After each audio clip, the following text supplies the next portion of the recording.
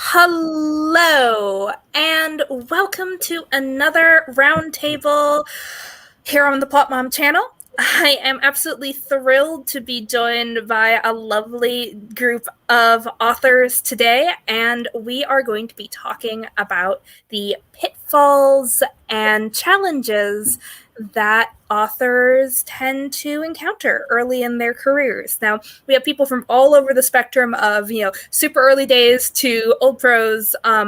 So we're going to really get some different perspectives and have a lot of fun. As ever, if you're in the audience and you have any questions or comments for our panelists, feel free to drop them in the comments and I'll pull them up onto the screen. But until then, I'm going to let them introduce themselves. So Paul, take it away. Hey, I'm Paul Mouche, and I'm one of those super new authors who's been making more mistakes than I should be. I'm a retired IT consultant turned game developer turned author. I like to write fantasy. I tend to go for more young adult variety, but quite frankly, if it's fantasy, I love it. Josh? Awesome. Yeah, I'm Josh. I'm also a relatively new author. I basically started when COVID hit, and I had to switch from my actual job, which was theater and theater design. So I said, well, I needed an outlet for my creative impulses. So I started writing. And I've written now a children's book, superhero book, and I'm now working on, I guess you could call it a fantasy, but it's just like a novel. It's a fantastical novel, and that stuff happens that's fantastical, but there's no magic or anything like that. And that's where I'm at now. Yeah. All right, and Jeff. Hi, my name is Jeffrey Bardwell. I've been writing fantasy / steampunk / romance for the last 4 years or so. And I kind of took the last year off due to other job concerns. So I feel like I'm a new writer because I'm trying to dive back into it again. Just polished off a short story. Fantastic. And for the purposes of this discussion, I should probably mention where I'm at in my career too. I've been writing for 20 plus years, but I've been publishing since basically the day we all had to go hide inside during the pandemic. So March 2020. Instead of having a debut party, I had a shopping trip for toilet paper. I currently have several books out, 3 novels, some short stories, quite a few coming soon, and I also work in game development.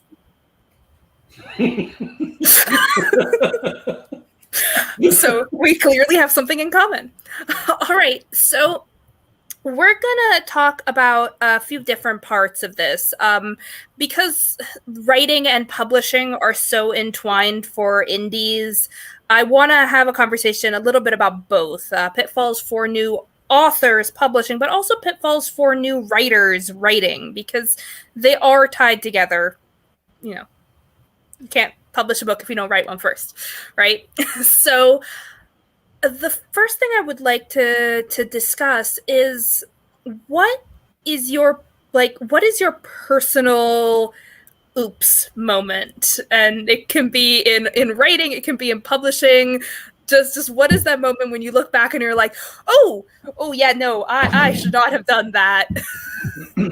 If you have one. Of course, you could just be, perfect, never made a mistake, but let's be real, we're all fiction writers. Covering up our mistakes is basically our job.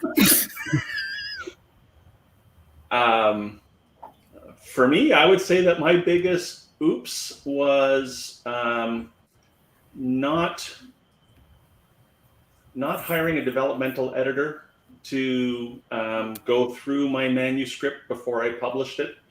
I had a copy editor, proof editor type, but not a developmental editor. And it really showed in my novels. So because I was skipping that stage, I was really prolific. I was putting out a novel every 6 weeks. And then I pulled them all off the shelves because they really needed work. So, so that was, for me, that was a pretty big oops moment. And I can say pulling my 4 novels off the shelf was hard. That was really hard. I can imagine. I can second that. I did a very similar thing. I think it's a pitfall, very common pitfall. I was probably worse because I didn't even hire a copy editor. I just had a student do it. Not my student, but a student who was working. He just wanted a sample to test. And then I published it and was like, whatever. And now I'm going back and actually having a development editor look at that in conjunction with the second book, which is actually all going to be combined into one book because it's too short anyway. But that's another story. But yeah, now I'm going back and paying someone after the fact, after I pull it off Amazon and all that stuff. So it's the same. You don't know what you don't know. And you don't want to shell out the cash and money up front for something you don't know if you need it or not. But I think it's pretty rare that you don't need it. So Yeah. Yeah. I almost hate to bring this up myself, but yeah, let's go 3 for 3. My biggest mistake was the first book I'd ever published about 4 years ago now. I've published 8 or 9 books. And yeah, I spent a lot of time writing it. I spent a few $100s getting the cover perfect. I even ventured into the wonderful world of Facebook advertising to get a good boost. And it sold like hotcakes until people started actually reading it. And, there were plot holes you could drive a truck through. And I had no editor at the time. I had no beta readers at the time. So, yeah, I pulled that book. I rewrote it. And turned out that I started the series too late, so that actually became book number 2 in one of my series, and I had to go back and write book number 1 3 times. That's quite the story. I think you might take the cake there. I'm going to break the trend here. I did hire a developmental editor. Smarty pants. And thank goodness I did, because they pointed out a flaw at the end of the book that I then had to fix 2 weeks before I published. Which, on like looking back, was not great for my series plan as a whole. I've had to work very hard this last year redoing all of the work I'd done pre-publication to make up for that major change. For me, it was definitely ignoring every single piece of advice about platforms and launching without anything at all. It was basically screaming into the void, which, as it turns out, the void does not scream back. It is just an endless void. But we kind of got into this topic of developmental editors. So as a new author, you're going through everything for the first time, and there's no one to really hold your hand. And there's a lot of picking editors and picking cover artists and getting this and that, and you're working with so many different people. What was your experience with that? Did you find it easy? Was it difficult? Do you have any wisdom that you glean from going through the process, or things you do differently if you could do it all over again? I still haven't learned the process. I interviewed a lot of editors.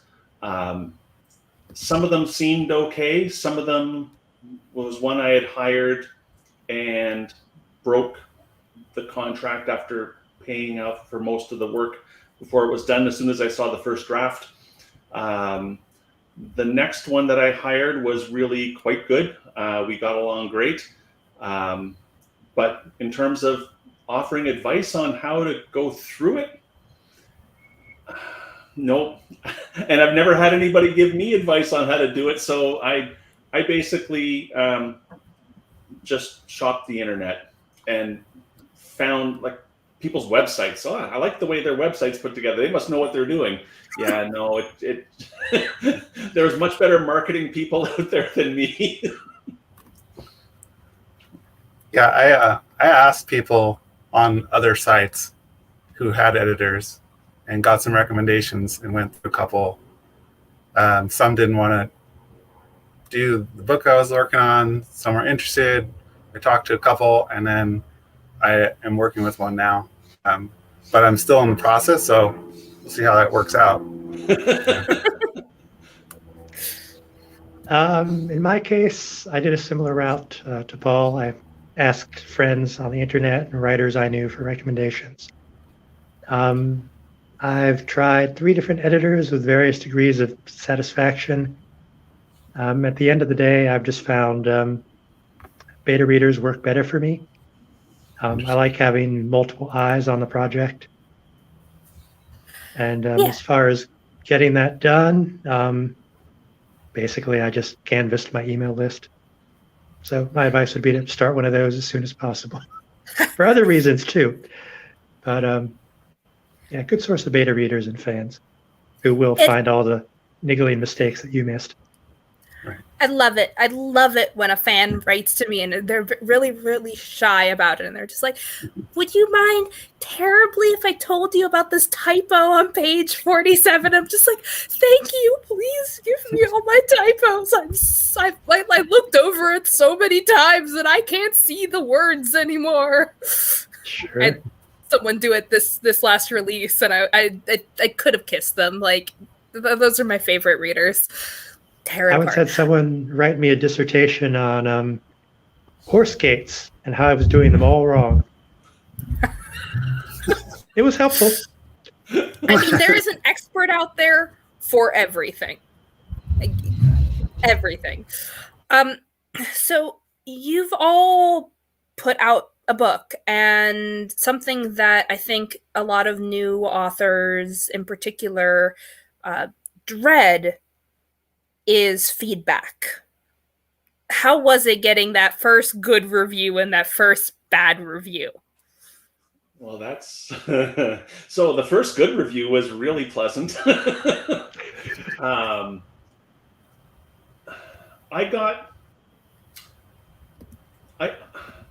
I think part of what threw me off, quite frankly, was the number of good reviews that I got early on. And it did not prepare me for that one bad review, one really, really, really bad review that, quite frankly, it still bothers me. But on the other hand, I will say, even though I thought the bad review was incredibly harsh, there were some really good words of wisdom that were wrapped inside the very long, I hate you, message. And it was actually a big part of why I pulled my books off the shelf, because there was something that was critically important in what the reviewer said. I mean, it wasn't the one reason, but it opened my eyes to things that I wasn't looking for before. And really, and this falls into the other big thing of what new authors do badly, and that is tell instead of showing. And I did a lot of telling and not showing. So yeah, that's it. Bad reviews are hard. Back in my IT days, when people pulled me on the carpet and raked me over the coals for a bad system design, I could take it. I was an expert in that field, and I knew how to deal with people who were telling me I was doing it wrong. But when you're a new author and you have very little confidence in what you're putting out there because you've never done it before, you have nothing to really hang on. When someone kicks you in the shins, yeah, you have no padding. It cuts you to the core. Yeah, I think Paul said it better than me. I think I'll go with the good reviews. Maybe similar to what you said before, is that I guess the first thing I don't trust is reviews from people I already know who read it. so the people that you like solicit to come read your book or whatever might just give you a good review just because, right? So, and maybe you're, the first ones you get will be all the positive ones, because those are the people who care about you and want to support you, right? And then later on, you might get maybe more or less honest reviews. So take those first ones with a grain of salt. And yeah, learn from it. I think Paul said it as best as I have. I'm not that concerned because like I said, I've done theater now for like 30 years, so I get bad reviews all the time. It's fine.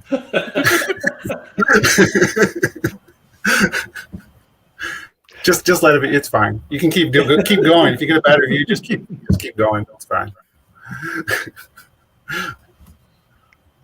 Let's see. Yeah, I agree with what everyone said so far. My favorite good review wasn't actually one of the glowy ones, though I do enjoy those. Nice ego boost. It was one of the ones where... Oh, I've lost my train of thought.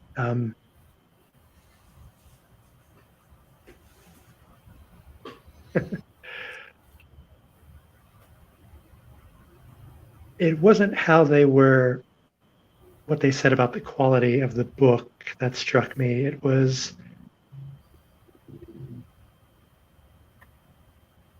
Nuts. I've completely lost my train of thought here. You're fine. If he comes back to you, just wave me down. We're at a table. We're not not actually at a table, so you can't like dive across the table and shake me and pull the mic out of my hand. But we'll do the next best thing. Appreciate it. So, for me, I've noticed that over the course of these last year and a half, I've put out 3 novels. And to this day, the bad reviews on the first one hurt.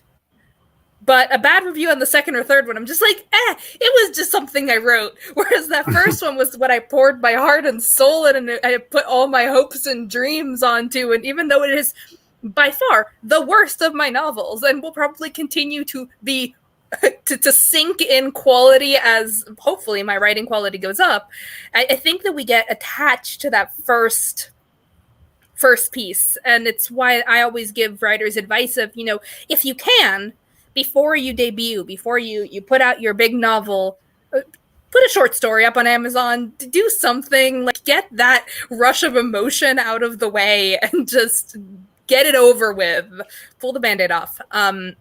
Because I think we do get very emotionally invested. I mean, not only is it something that we poured our soul into when writing, but then we are exposing it to the world and we can't defend it once it's out there. Like, it's out there.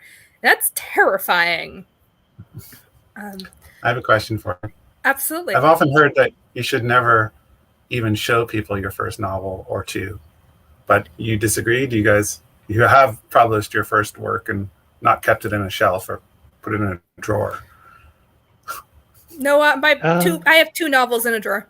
Yeah, I can concur with that. I guess people usually call it a trunk novel. I have a trunk novel. It's the most awful thing I ever published for 5 seconds and then yanked off the stores. And it will never see the light of day.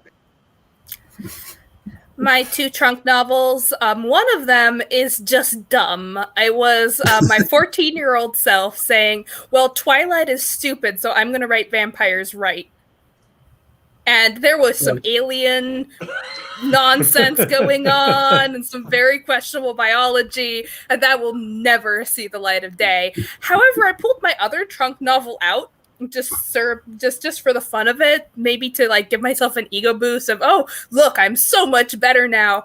And boy, did my 15-year-old self have a better vocabulary than I do now and a much better grasp of grammar. It is genuinely possibly better than I am writing right now. Quite surprising and a little distressing. I prefer to think of my 15-year-old.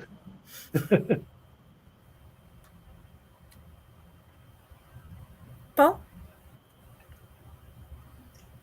I don't have a manuscript that didn't get published, but I've got, how do I best describe this?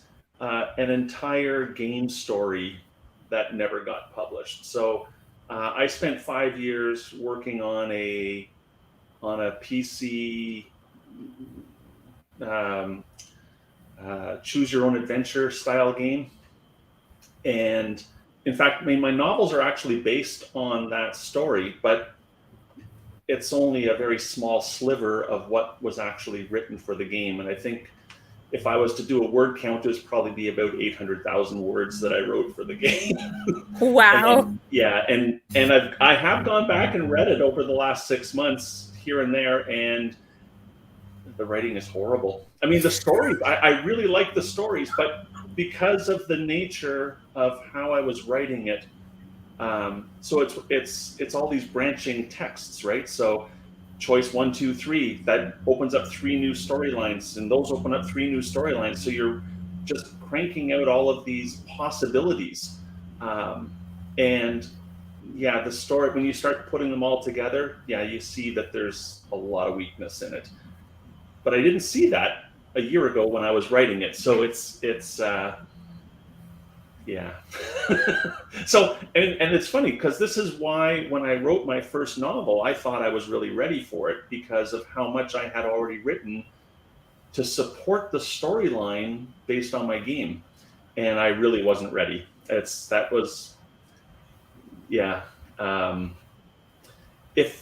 what I knew now, I knew back in November of last year when I published my first, I would not have published it.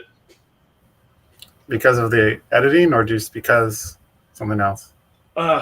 Mostly because of the editing, and I would say I was also not ready for the marketing aspect yet. I knew nothing about the publication process, and sure, you put it, I mean, it's really easy to put it out on Amazon. It takes 5 clicks and a couple of things and boom, it's out there. But you're sitting in a sea of 10 million other novels that people like me would have written, and then just say, if I put it out there, people will buy it. But no, it just disappears into the quagmire. Right. Yeah, and that does bring up a point. And marketing is such a huge part of being a successful indie author. And I mean, not even like wildly successful, you're ranking in millions. I'm just talking about like a couple sales a week. Maybe someone is reviewing your book. Maybe someone knows your name out there. Maybe you have a fan. Even just to get to that level of relative success takes constant grind. How did that change your relationship with actually making words and writing books?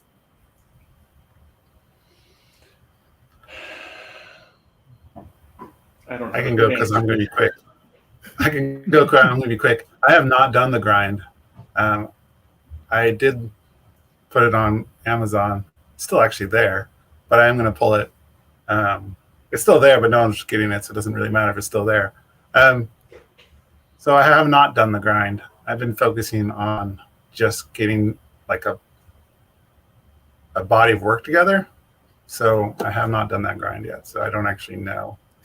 Not seriously. I did a little bit, but then I was like, I'm not doing this until I actually get something put together. Yeah. And I think I had that same approach when I first started putting them out, because like I said, I was putting out a novel every 6 weeks, and I was doing a little bit of marketing to it. I was building up a newsletter fan base, and that went okay. I wrote a short story, put that out. Used it as a reader magnet, and that was all okay. But in the course of the 6 months or whatever, I'm terrible with date math, for how long they were out there, sales, I think my best month I sold 12 books, something in that order.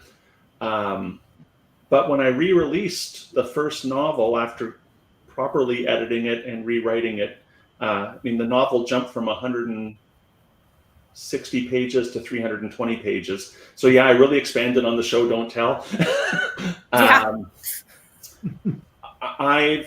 I've sold more books in the first month of the launch than I had my 4 previous books combined times 2.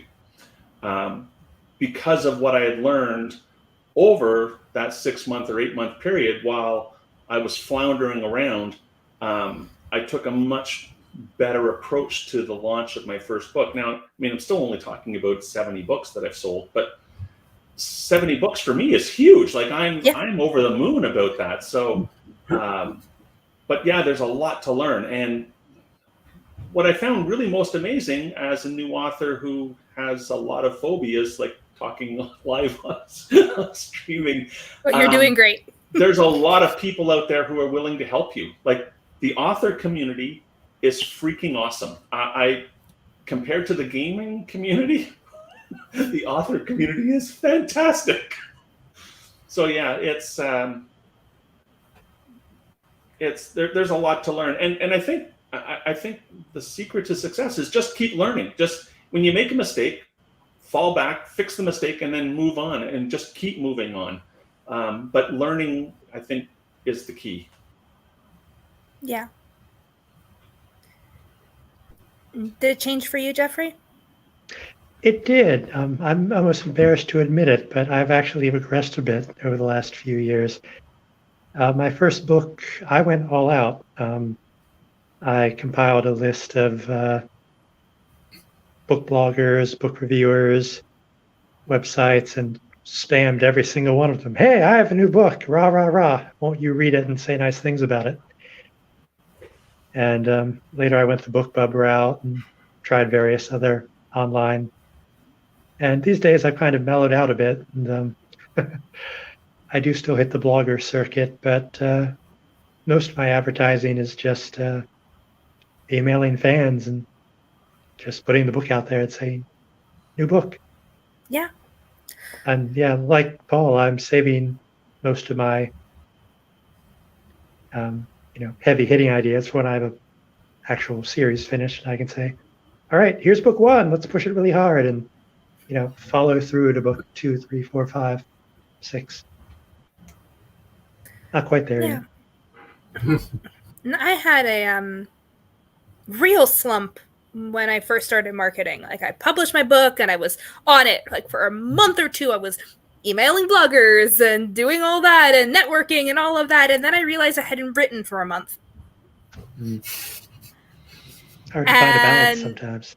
It crashed. Like, I just crashed hard, and I was down on myself, and I wasn't getting any of the marketing done, and I wasn't getting any of the writing done. It was actually really, really eye-opening that I could completely lose everything I'd actually been working for and all the passion that had made me get into publish a book, because the marketing was all inclusive. And that was about the time Paul mentioned the author community, and that was about the time that I started meeting people in the author community. And as soon as that hit, like, I did a few more months where I hadn't quite gotten the message that the whole point was the people your peers are the point of being an indie author. Like, that's where the joy is meeting other authors and getting to share this experience with them. And it wasn't until I completely shifted my marketing away from, hi, these are my books, shouting into that void, and into, hi, these are some awesome books from these other indie authors, support them. And suddenly the marketing started working. But that didn't really matter, because the people started coming and I started getting to know people, and that made me write more. And it's for me, it all comes back to, am I writing? When I first started, I guess it was probably after book 2 is when I really started trying to do marketing.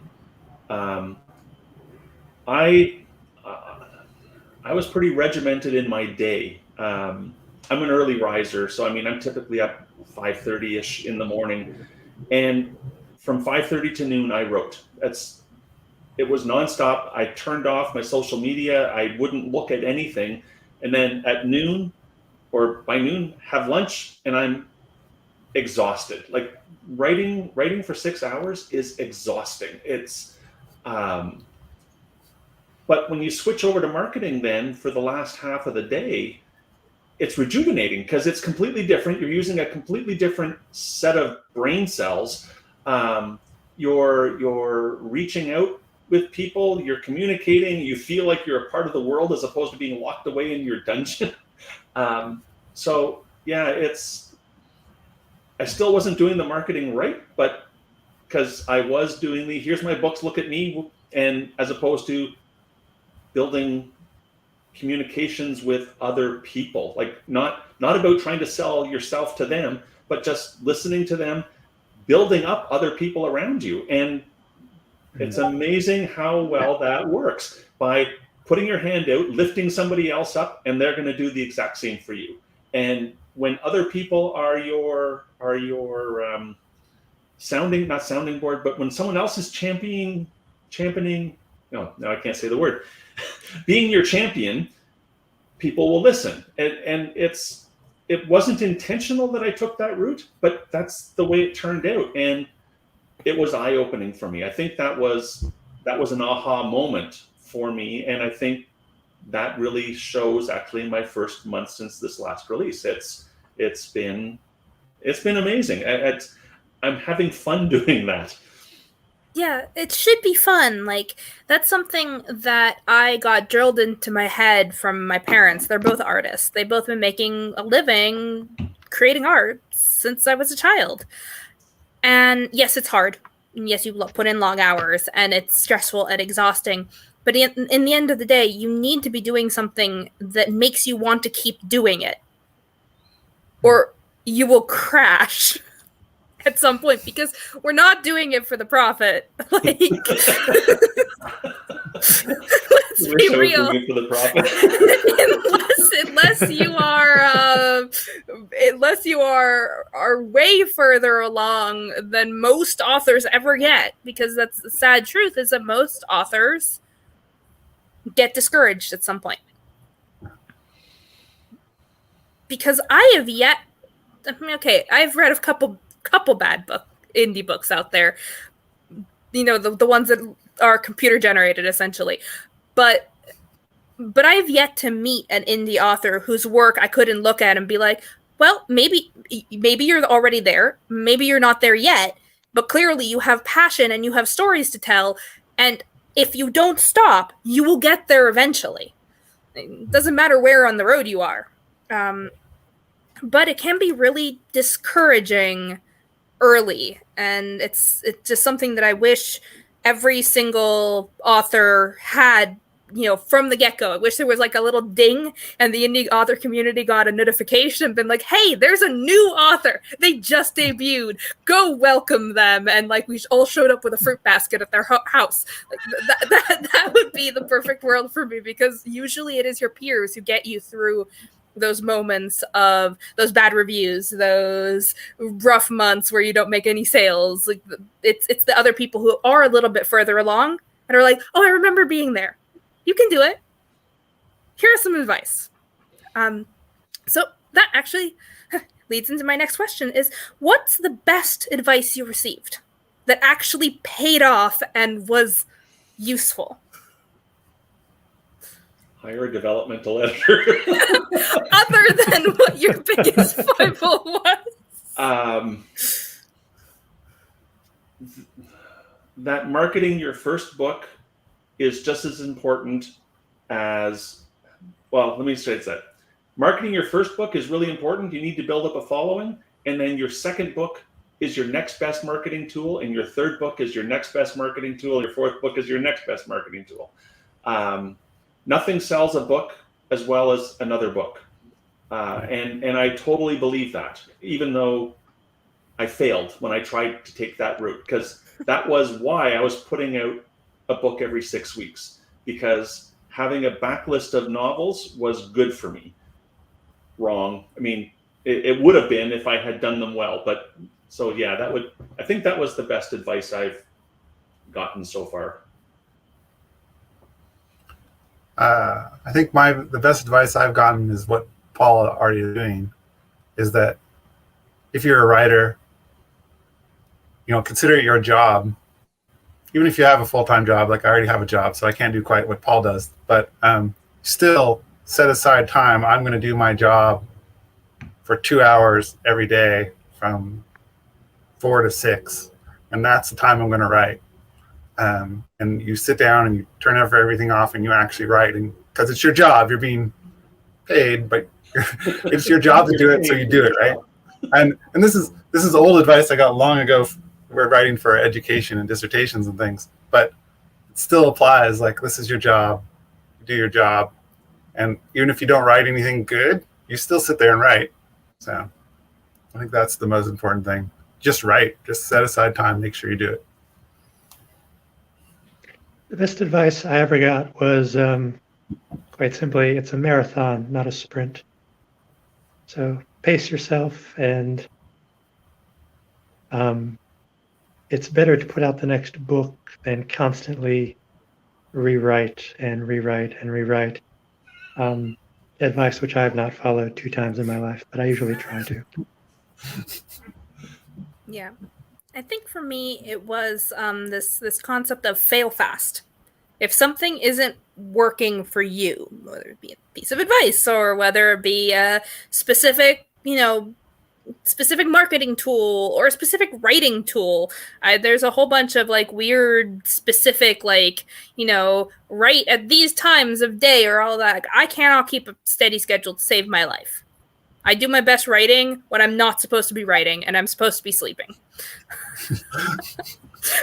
But the change of mindset from these things are supposed to work, so I'm going to keep doing them and doing them and doing them and doing them, even though they're not working for me, to instead say, oh, no, okay, this isn't working for me. Why am I wasting my time doing it? Why aren't I trying something else to see if it will? I think that's complicated by the fact that sometimes you just need to do something for a while before it works, and take that advice with a grain of salt, because sometimes putting your nose to the grindstone is exactly what you need to do. But the idea of fail fast and not let that be a detriment, but let it be an opportunity, was very freeing. All in all. Yeah, I can see that. That makes so much sense.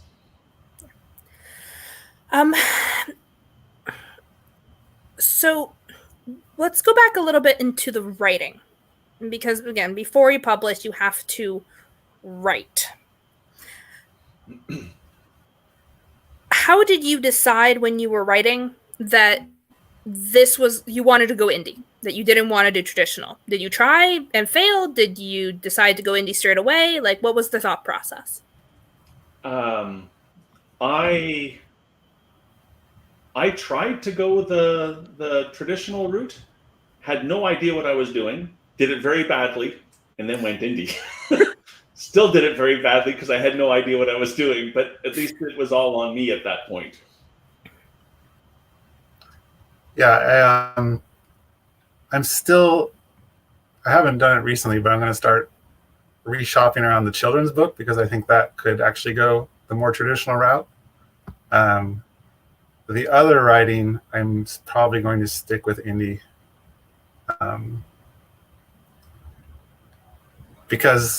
Why? Because we'll see how the kids, because I can only focus on one thing at a time. And I decided that the kids' book is probably more sellable, and I can work on that, and then the other stuff can wait. And it's really just time management and how much effort I can really put into trying to find a person, the publisher. Yeah. I actually hammered for a few years on the traditional route. Back when I was at school, I cut my writing chops writing sonnets and short stories, the kind of stuff that they make you read instead of the kind of stuff you want to read. I shopped it around for about 8 months to a year, and did the whole thing where you could wallpaper with rejection slips and trying to find an agent, a publisher. And then I actually gave it up for a few years, and then wrote my trunk novel, and then decided that I wanted to write the kind of fantasy books that I would have enjoyed finding on a library shelf somewhere, and crossed my fingers that someone out there had the same kind of taste I did. So, instead of banging my head against the wall again, indie had been about 4 or 5 years into the indie revolution by then, so it wasn't a new thing. So I went my own way. Did not regret a single step, except for not going my own way sooner. Right. Fair. I never queried once. because my novel was 240,000 words long. And for no other reason. That's awesome. I didn't want 240,000 rejections.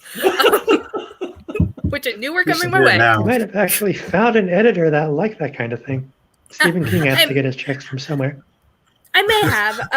For me, there was also another aspect, which was I wanted my father to illustrate it. And I knew that if I went to a publisher, they would have their own team. And I know it's such a small thing in the overall scheme of things, but I wanted my father to illustrate it. And that was enough to just throw the whole traditional plan out the window. And now I would never do anything else. Like, I love the indie community so much it hurts. So after Missed out on some free wallpaper. I did miss out on some free wallpaper. I have all these empty walls. No, actually I don't. My parents are artists. I don't have a single empty wall in my house. My father painted my walls. And now it's just emailing. Yeah, exactly. So now that you've gotten a taste of indie life, you've got a couple books out, maybe you re-released, maybe you've released, one or two.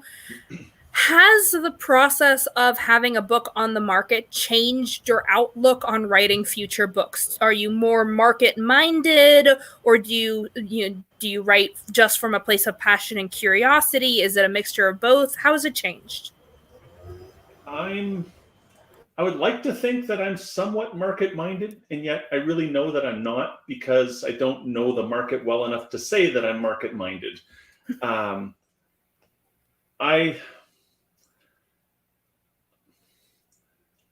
I think I just write what's in me. I can't even plan a novel out.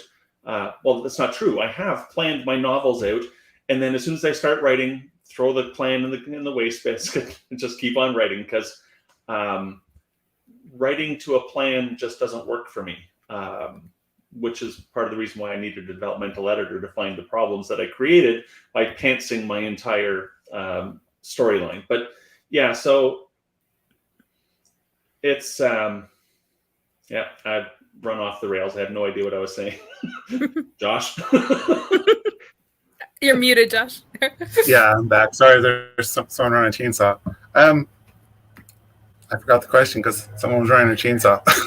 How has being published changed how you write? I got it. Sorry. Distracted. Yeah, the first book I definitely had no interest whatsoever and didn't actually pay attention and just wrote exactly what I wanted to do and didn't care. So that was fun. I think I still do that, basically. I have that privilege in that I don't actually need the money from that, so I don't actually expect to make money. I would love to get more readers and make money, but I, so far, have mostly just been writing what I want to write, because I want to write what I want to write right now. I am now also, but I am, especially with the children's book stuff, I may make another one. I have another one. The story's written. I just have to do all the art and all that stuff. Well, I don't, but I have to find someone to do it all. And I think I'm going to try to market that one. So again, I'm going more with like the 2-tier thing where like I'm working on the stuff that I'm just going to like because I like to write it. And then I'm going to work on another genre, basically, that I'm going to try to make more for sales and marketing. So kind of I'm not doing the same thing depending on what I'm writing. So. In my case, the question seems a bit of a two-parter. Do you write to market, and how do you plan to write? Sorry, excuse me for a second. My phone's running out of juice. There we go. I don't write to market just because everything I write is a bit of a genre mishmash. And I'm kind of write all my books in a single homegrown second fantasy universe. So I guess you could say I'm trying to start my own market. And as far as the actual planning, how has that changed as I've gone along? Definitely used to be more of a pantser. These days, I'm more of a plotter. Wasn't really any reason for it other than I started out one way and have slowly inched to a style that fits how I write better now that I know how I write. Yeah, I used to be a pantser, and I still I feel like I'm a pantser in recovery because I slip a lot, and then I have to throw my plots out and redo them. But definitely after editing my first book, which was Pantsed, I decided that I'm never doing this again. You can't make me, and then I do it every time. But I always try to plot at least, and I have my cheats and all of that. But writing to market is something that, again, I start out with the best intentions of doing it. I research a niche. I come up with stories that fit the tropes. And then as soon as I start writing, the characters take over, the plot takes over, and boom, it's a different story. It had nothing to do with that niche. Definitely won't fit. In fact, I think the piece of advice that I absolutely ignored, probably to my detriment, was pick a genre and stay with it. Not even a little bit. That was good advice. What I want to know now is, what's the horrible piece of advice that you got that you either followed or not, but what was the really bad piece of advice? For me, it was, it doesn't matter if I'm writing well, as long as it's the way I would like it to be. Ooh. Yeah, that was really bad because I liked what I was writing, and then you hand it off to somebody else and they say, wow, this is wallpaper. So yeah, that was horrible advice. I stopped doing that probably about 20 minutes after I got the advice.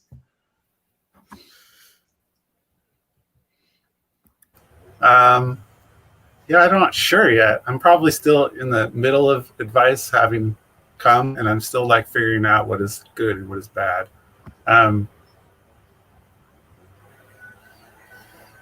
Yeah, I think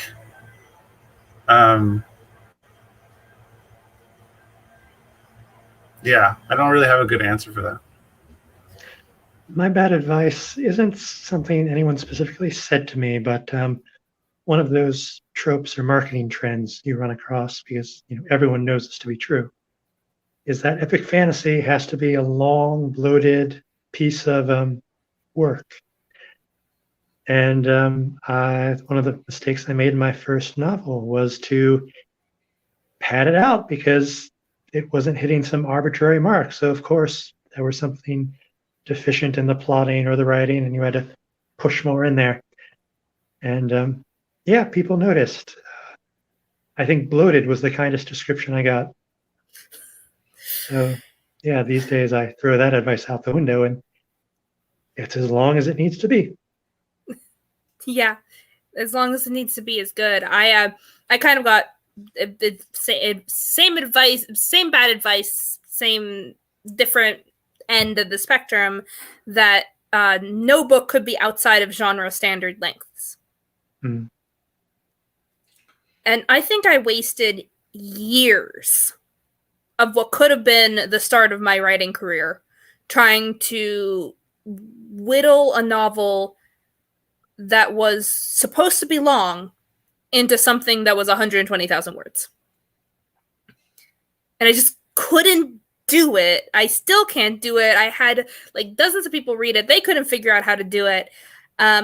And I was so obsessed with cutting down the words that I ended up over-editing. Mm. And then I had to go back and re-edit it and add in words because it had been stripped of every description and every ounce of character just because I was trying to constrain myself to this many words. Now I'm a long-winded writer. I mean, probably not to everyone's taste.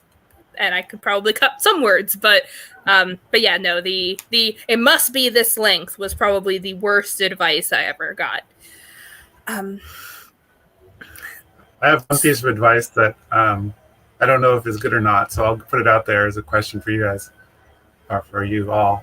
What about price? So with pricing your book or pricing your work, do you go with like the idea that you price it to the point where serious readers will buy it because it's $7, so they think it's worth it? Or do you give it away for free or make it $2? Or how do you negotiate what you're going to price your own work at? And what advice would you have there? Because I get both kinds of advice from all over the place. So I don't know what's good or bad. Yeah, I'm not even sure that you can ask 20 indie authors and get the same answer from 3 of them. So I don't know what the right answer to that is. I know what I'm doing. I don't know whether it's right, but I know what I'm doing. Well, let me say, yeah. I kind of split the difference. I'm a big fan of authors not devaluating their own work. I think a lot of folks do, if only to get readers on it. So I kind of go with what I call the Costco approach. The first taste is free, but after that, you're paying what the market will bear for indie books, which, unless you're in a rapidly hungry niche, is usually somewhere between $4 to $6. So my price point is usually $4.99. I kind of just fling prices at the wall and see what sticks. Mostly. I have books all over the price spectrum, and honestly have not been able to tell a difference because I don't sell enough books to be able to tell. I've heard, as you said, Josh, both ends of the spectrum. The people who like, you must have a free book. And then there are the people who are like, yeah, the age of free books actually helping you is long gone. I think it's a question of do you want your book to sell at a price point that you are comfortable selling your book at? Or do you want your book to reach as many readers as you can? And there's value to both. There's value to not devaluing your work and putting it at a good high price point where you feel comfortable with, I did all this work. This is what I deserve for it. I do think the ebooks are priced too low across the board. And I wish we had a culture of higher prices because authors deserve to put food on the table and eat. It's amazing how bad you are at writing when you are worried about bills. But at the same time, it's really wonderful to get those reviews and get books in as many hands as possible. And you can do that with a free book much more successfully than you can at one, price $6.99, which is my ideal. If we lived in an ideal world, that's what books would cost. Well, so for me, I do free giveaways every now and again. I like the approach that I'm taking is to put my first book up for 99 cents because in my personal experience, if I get something for free, like I think I have 75 video games that I got for free and I've never opened them. If I paid $1 for it, I am going to open that game. I'm going to try it out to see whether or not I like it. So even at 99 cents, it's cheap enough that it shouldn't scare anybody off, but they're going to read it because they spent $1 on it. And then every book after that is normal price. So get it in someone's hands. If they'll fall in love with what you've written, they're going to read everything else that you've written. And if they don't like it, they move along. And then you say, I'm not getting any sales of book number 2. That must be because book number 1 has some problems. And that was when I went back to the why I pulled everything off the shelves was my read through from book 1 to book 2 was about 20%. And that's horrible. That's way too low. And that's what really told me book 1 needed help. So I think you need to get it into people's hands so that they can discover you. But after that, charge what your book is worth. That would be my approach to it anyway. Yeah. Well, unfortunately, we are reaching the end of our hour. It always goes like this. I can't understand why time on the air happens faster than time at any other time. Wow, I can use the word time a lot. I'm a writer, y'all. I know words. But for those watching, thank you so much for coming and joining us today. For you guys, thank you for coming on and sharing some, some of the kind of more challenging parts of writing, and that sometimes it gets very, funny and crazy up in here, but sometimes it has to be real. And thank you all for being here and doing that. And because we're all authors and we need to sell books, please tell our lovely viewers where they can find you, how they can support you, what books you have out, anything you want. Take it away, Jeffrey. Sure. I write dark epic fantasy with some steampunk, some romance, and of course dragons, because you have to have dragons. Naturally. My books are wide. You can get them on Amazon, Kobo, Barnes & Noble, what have you. I have two primary series. The first one is called The Artifice Mage Saga. It's a general audience / young adult coming of age steampunk adventure. And my second main series is called The Mage Conspiracy. And that's more court intrigue, fantasy romance, written for a bit of an older audience.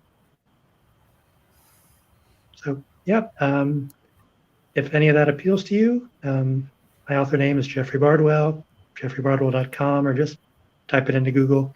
We either find a picture of me or a soap opera star. And yeah. Well, clearly we will send all the fan mail about your books to the soap opera star and send the soap opera star fan mail to you. He looks like Ricardo Montalban. I really hope I age as gracefully. Put it on the jacket cover. Yes. Get more of the romance, people. True.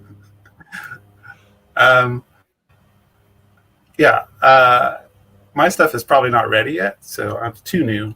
I do have something on Amazon, but don't worry about it now. It's going to get pulled down soon. So, in other words, everyone hunt it down. Find it before it's find lost to it. time. Find it because it's not under my name. It is actually, but it's not. It's slightly different. But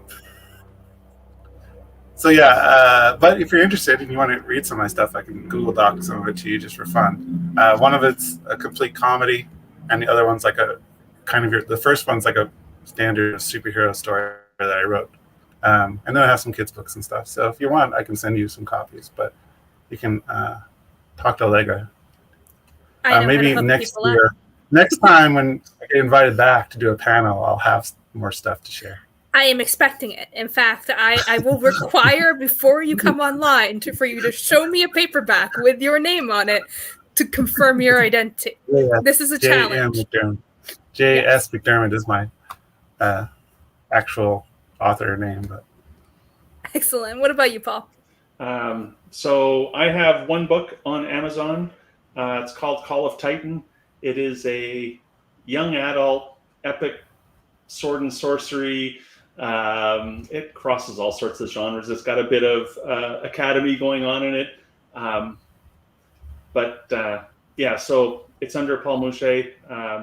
For those of you who want to see my website, it's paulmouche.ca. I'm Canadian, in case you didn't get it, and I didn't have the forethought to bring one of my paperbacks to hold it up, but thanks, Jeffrey. You feel bad. Sometimes I forget that too. No worries, Paul. I've never remembered in the history of this channel. Yeah, you don't have one now? Nope. To be frank, though, I'm sitting next to a box of signed books. It just has things piled up on top of it, and if I tried to grab one, it would just be I have a different book. Avalanche. Oh, look at that! Now you have written that book. That book is now yours. Just so signed. you know. Well, thank you all for coming on. If you are new to this channel and you haven't already liked and subscribed, please do leave a comment if you have any good advice for new authors, or if you were given any really bad advice, or if you've hit some pitfalls. We'd love to hear about them. I'll be active down in the comments, so feel free to pitch in. And if you want to talk to other authors everywhere on their journey, from have hardly started writing all the way to having dozens of novels printed, and want to be part of an active community of writers, the Plot Mom Discord is always has its doors open. We have a lot of fun. Josh is there. You can hunt him down and make him give you Google Docs. I give you permission to hound him about it because he promised on air that he would. And but when you're not hounding Josh about Google Documents, you can do writing sprints. It's a whole lot of fun, and I will be posting the link in the description below. It's also on all my other videos, so it's very easy to track down, and we would love to have you. So until next time, thank you guys for joining us, and we'll see you on Tuesday for a one-on-one with Christopher Russell.